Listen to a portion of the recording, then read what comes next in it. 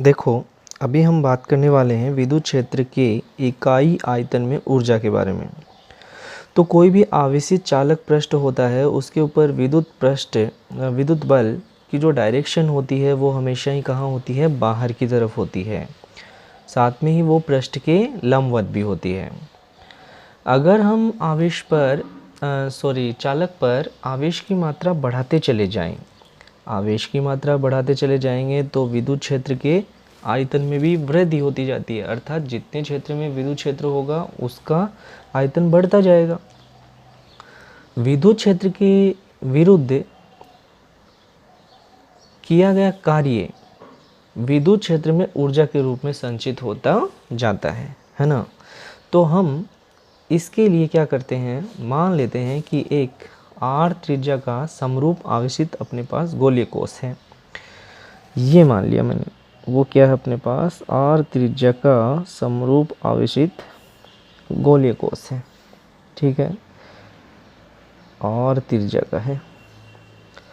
अब हम इसका मान लेते हैं पृष्ठ आवेश घनत्व, और वो है अपने पास क्या, सिग्मा ले लेते हैं। चलो, तो अंदर तो विद्युत क्षेत्र की तीव्रता हमें मालूम है, वो हमेशा ही कैसी होती है, 0 होती है। ठीक है, इस आवेशित गोलीय कोश की जो विद्युत क्षेत्र की दिशा होगी वो त्रिज्य बाहर की तरफ होगी। ठीक है, पॉजिटिव चार्ज अगर हम इसके ऊपर ले लें तो इस पर लगने वाला जो विद्युत दाब होगा वो हमने अभी निकाला था, विद्युत दाब, और उसका सूत्र क्या होता है, वो होता है P बराबर sigma square two epsilon naught. ठीक है, तो गोलीय कोश के संपूर्ण पृष्ठ क्षेत्रफल पर लगने वाला बल कितना होगा फिर, तो कुल बल होगा कुल क्षेत्रफल पर कुल बल, तो वो हो गया F इक्वल टू कुल दाब और गुना क्षेत्रफल पर लग रहा है पाई आर स्क्वायर। तो कुल दाब और क्षेत्रफल का गुणनफल कुल बल के बराबर है, यानी कि ये हो गया कितना, F equal to sigma square two epsilon naught into 4 pi r square. ठीक है, ये अपने पास में आ गया कुल बल का मान। अब हम गोलीय कोश को क्या कर रहे हैं, चारों ओर से संपीड़ित कर रहे हैं, यानी कि इसके ऊपर फोर्स लगाया जा रहा है, जिसके कारण से इसकी रेडियस है वो dr संपीड़ित हो जाती है। तो इसे संपीड़ित करने के लिए जो हमें कार्य करना पड़ेगा वो होगा संपीड़न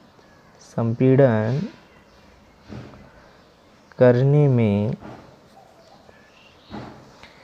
किया गया कार्य, और कार्य होता है वो मान लेते हैं हम कितना, dw बराबर F इंटू dr।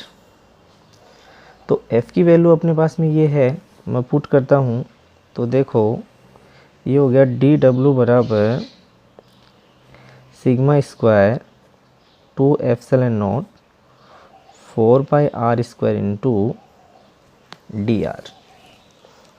ठीक है, अब ये संपीड़न के कारण से किया गया कार्य है वो ऊर्जा के रूप में विद्युत क्षेत्र से संबंधित होगा। इसका मतलब यहाँ जो आयतन में वृद्धि होगी, यहाँ जो आयतन में वृद्धि होगी वह आयतन में वृद्धि dv कितनी होगी, वो होगी, यहाँ ये संपीड़न हम कितना मान लेते हैं, हमने मान लिया ये हो गया dr संपीड़न। कितना संपीड़न हो गया, dr। टोटल जो एरिया है वो कितना है, 4 पाई आर स्क्वायर।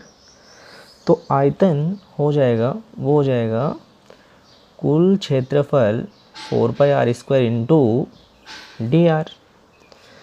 तो ये वाला जो मान है यहाँ और यहाँ सेम आप देख पा रहे हो, इसका मतलब हम इसकी जगह क्या रिप्लेस करने वाले हैं, dv।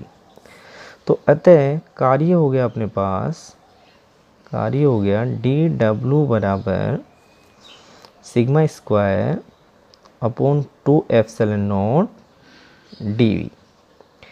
ठीक है, और टोटल कार्य के लिए अब हमें इंटीग्रल करना पड़ेगा।